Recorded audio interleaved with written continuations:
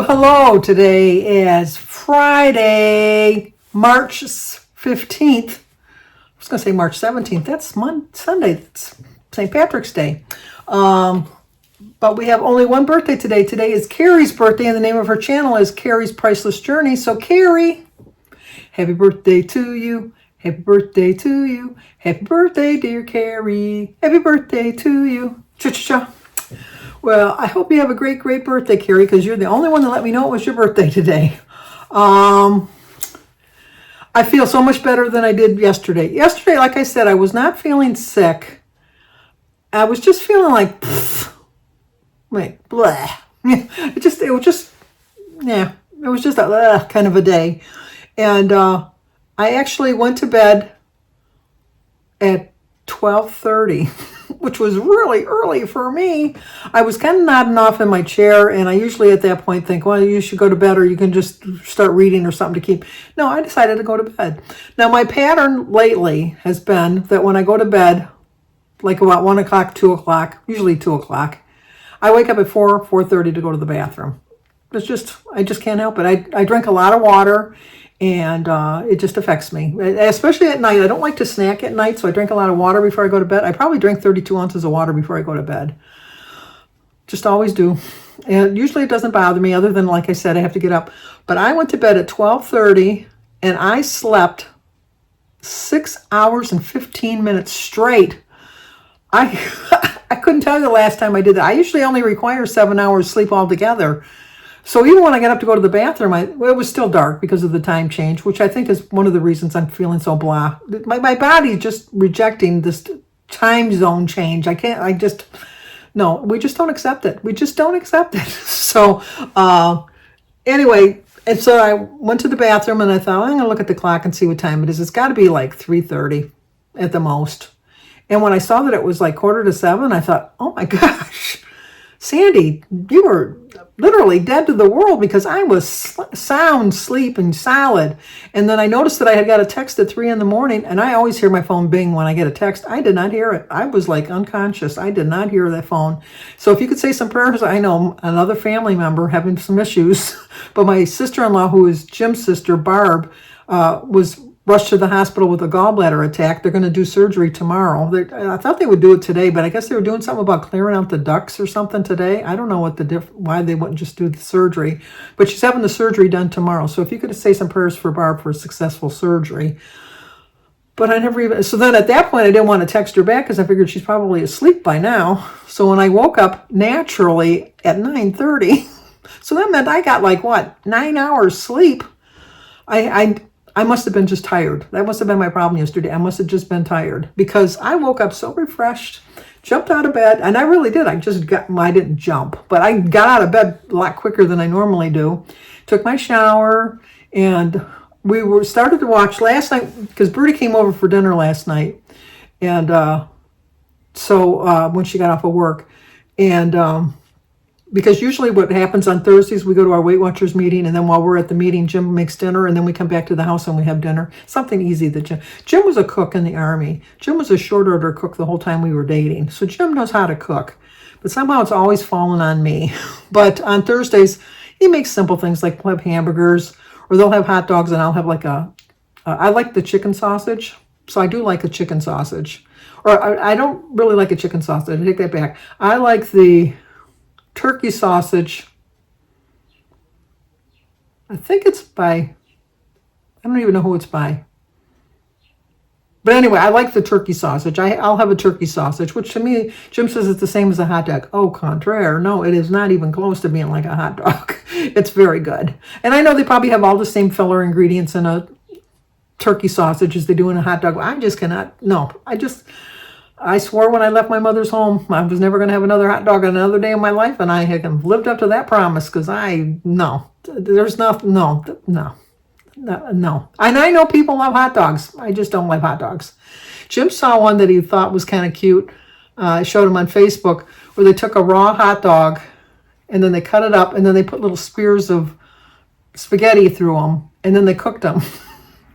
It was like, he says, I might do that one night. I go, yeah, do that on a night I'm not having any dinner, or I'm having a salad. But anyway, so Bertie came over, and so we started watching Law and Order, and we got 15 minutes into it, and we had which I'm sure you see on the nightly news, an Oxford school shooting 2 years ago. That the boy went into the school and shot up and killed 4 people. And so now they have the parents on trial. The mother was convicted of manslaughter, involuntary manslaughter last month. And then the father was just convicted last night for involuntary manslaughter himself, too. The son already pleaded guilty and he got life in prison, which I kind of, I'm really kind of tossed up on that situation, because the son, when he shot up the school, was 15. I think he was 15. He was either 15 or he just turned 16. And he had asked his parents for help. He had asked for mental help from his parents, and they were ignoring him. He was writing notes like he's hearing voices. He was texting his friends, telling them that he's asked his parents that he's hearing voices and people are telling him to do bad things. And the school counselor even called the parents in for a conference with them. And they went and had the school conference. And the counselor strongly advised the parents to take their son out of school and take him for some needed help, because he obviously needed help. And then they showed him his schoolwork that he was doing that day, where he drew guns and he was like blood dripping down and everything. And the parents said he was fine. And they went home, and then they sent the kid back to class because the parents wouldn't take him out of school. And 30 minutes later is when he shot up the school. So I'm thinking, this poor kid, I feel bad because people lost their children. I understand that. But the father went and bought this kid a gun for a Christmas present, like 4 days before. Didn't have it locked up. And when they heard on the news that there was a shooting at the Oxford High School, because that's where he went, his very first thought was, that could be my son. And he called the police department and he says, I think that's my son. There's like 1,300 kids in the school, and he's the only parent that thought it was his child. I just feel bad that I think that he should serve some time. I'm not saying he shouldn't serve some time, but life in prison for, where was he supposed to go at 15 years old? Where was he supposed to go for help when his own parents weren't helping him? I know the school should have, anyway, none of that. I know I got on a little bit of a rant there, because I just feel bad for the boy, because I don't think that he was having mental issues and his parents weren't taking care of him. But anyway, they got convicted, and so then they broke away 15 minutes into the shows for the families to say about the verdicts and that.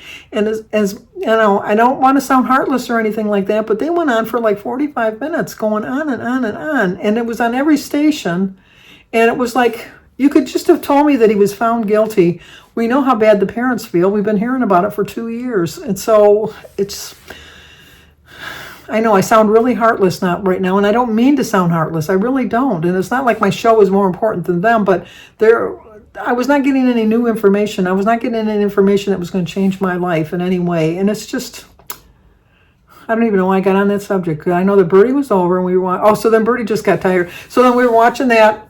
And so then they clicked to that, and we watched for about 5 minutes, and then they were like introducing everybody that was on the legal team and everybody that was on the prosecution team and everybody that, so they're just like, it was like a pat me on the back because I got a verdict type of thing. And it was like, you did your job. Okay. That's what you get paid for. I know heartless, Sandy. I know I'm sounding like heartless, but it was just, anyway. So, then we switched over to watch 911, and they cut into that too.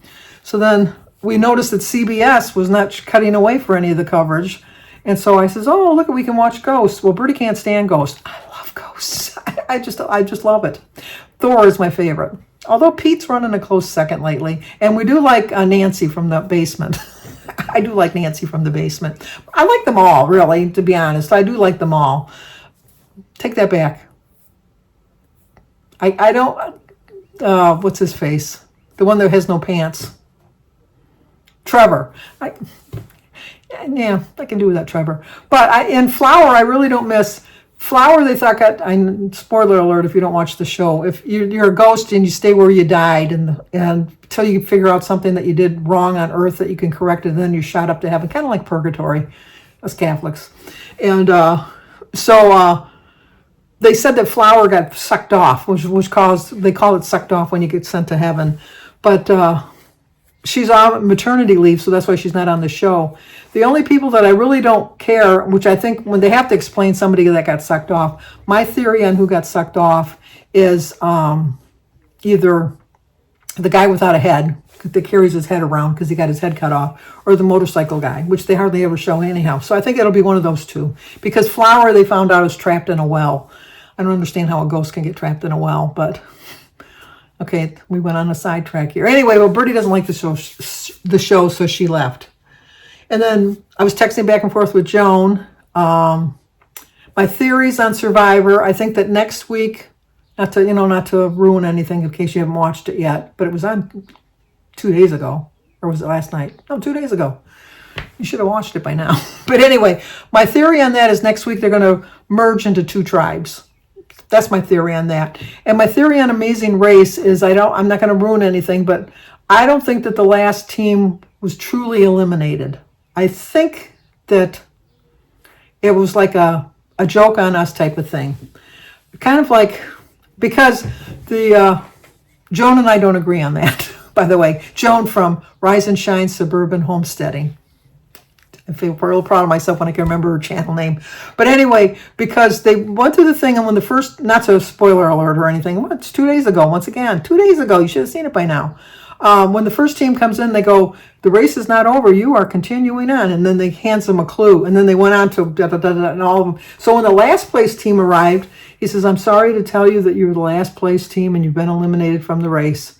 And then they're all sad and everything. But conspiracy theory that I have, I could be proven wrong, which is probably more than likely, but what's his face? Phil still had a clue in his back pocket. He still had one more clue left in his back pocket.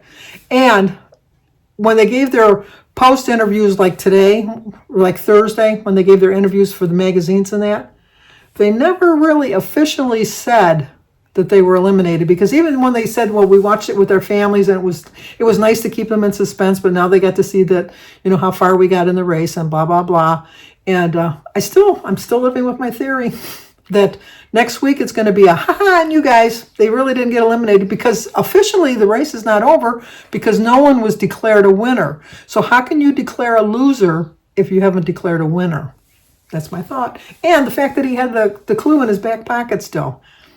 We'll see if I'm wrong. Next week, CBS, 9:30 Eastern Central Time. Tune in, see, was Sandy right or was Sandy wrong? Probably Sandy was wrong. But I think I'm right. I really do think I'm right. So we'll see on that. But, so I did watch a couple videos today. Edie got her video up. Edie, I felt the same way. I felt, like she was feeling such regrets about with her dad. I remember with my dad, I had told this before. We were just sitting down for Thanksgiving dinner, and we had just sat down. We had just said grace, and the hospital called and told us that my father took a turn for the worse and we should get there right away. We just immediately got up from the table, and we all got in our cars and we drove to the hospital. And as it turned out, it was just he was having a bad day. But, they don't know, because my father was in the dying process at that point. And so then we stayed at the hospital. When we got home, we had to throw all that food away. It was just such a memory. But then we gave my father last rites on Christmas Eve, because once again, I was getting all ready to bring the kids. We were going to Jim's family's, and the hospital called and said that this is it. We have to give your father last rites, because this definitely is going to be the day he's going to go. So Jim took the kids on because I didn't want to ruin their Christmas. I mean, they're little. They don't understand death and all that. So I went to the hospital. We gave my father last rites, and he didn't die. Not that I wanted him to die, but he didn't die. And so then my father died on a Friday, and it was a Thursday night, the day before he died. And I was going to go visit him, but I was just too tired. I was just tired. I just didn't feel like going anywhere. I thought, you know what? They told me he was going to die on Thanksgiving, and look, it's already the 29th of December. My father's going to live another week or two easily. And so I didn't go. And my father died like 4 or 5 hours after that. He died in the middle of the night. But I mean, like, I would have went, the visiting hours would have ended at 8:30. My father died about 1 o'clock in the morning. I have such guilt that I was too tired to go visit my father. And I don't know if it's just the Catholic in me. We're just known to be feeling guilty about everything. But so Edie, I can relate to, like, she felt bad about her dad that she didn't grant him his last wish. And I kind of thought that, I did everything I could for my dad when he was alive and everything when he was dying and everything. But it just shows you just don't know. You don't know when it's going to be. And I carry that guilt. I really do. I carry a lot of guilt as far as my mom and my dad and my sister.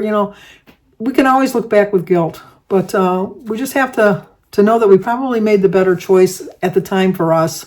Although I don't know how that was a better choice for me. I would have liked to have seen one more day, have my dad with me one more day. But anyway, downer. Let's perk the subject up here. We're working really hard on the puzzle. I think we're going to finish it tomorrow. I'm hoping we're going to finish it tomorrow. But let me show you how far we've gotten today and last night. Well, we are actually making some major progress on our puzzle. We're hoping to have it finished by tomorrow, but we will see. I'm pretty sure we can get it done by tomorrow. I think we're making progress. We can see a path to the end. This one's taking longer than the other one. The other one only took us 6 days. Today is our 6th day, so this one's going to take a full 7 days. And then Jimmy stopped by. And Christy stopped by with Sophia because Christy cleans my house every other week. And so I got to see them. Danny, we're going to go to Sebastian's basketball game tonight, so I'll get to see Danny tonight. But I'm not going to show you him on the video because it'll be too late by that point. I won't be home till after 9 o'clock. But I've had a good day. I really have had a really good day. I'm really getting, I wrote this down. I wanted to figure out 2 ways that you can be happy. Kim Bedgood, thank you very much. I saw this on your Facebook post this morning. She always puts a good morning post up every good morning. And so does Terry Weeks. She puts one up. I always respond to them. Sparkling Susan is traveling. So if you could include Sparkling Susan for safe travels in your prayers, that would be good. Also, Diana Antu is recovering. I told you she was not feeling well. Her daughter sent me a little picture of her at her rehab center, and she looks kind of perky, so I think she's turning the corner. So that's good for her, so continued prayers for her. Mary's going to see a liver specialist next Wednesday. Barb's having her surgery tomorrow. You get to be such an age and all that, all you think about are these. But anyway, back to Kim Bedgood. She sent this thing on Facebook, 2 ways to be happy. Change the situation or change your mindset about the situation. Okay, I'm overweight. I'm fat. I'm not ugly, but I'm not beautiful. I'm not good looking, but I'm average looking. I can go with what I look like. I really can. I don't think I'm not going to win any beauty contests, but you know what? Nobody's going to beat me with the stick because they think I'm ugly. I think. I hope. Anyway, I haven't come across anybody yet. Maybe there's somebody out there still, but I don't know. I just think that beauty is more than just how you look. Beauty is in your soul and how you think, how you perceive things in life, and how you treat people and all of that good stuff. So I just think that's where I judge beauty. Although there are beautiful people in the world. I remember one time when I was selling a camper. We had a pop-up camper we were selling, and we were selling it to this youth minister.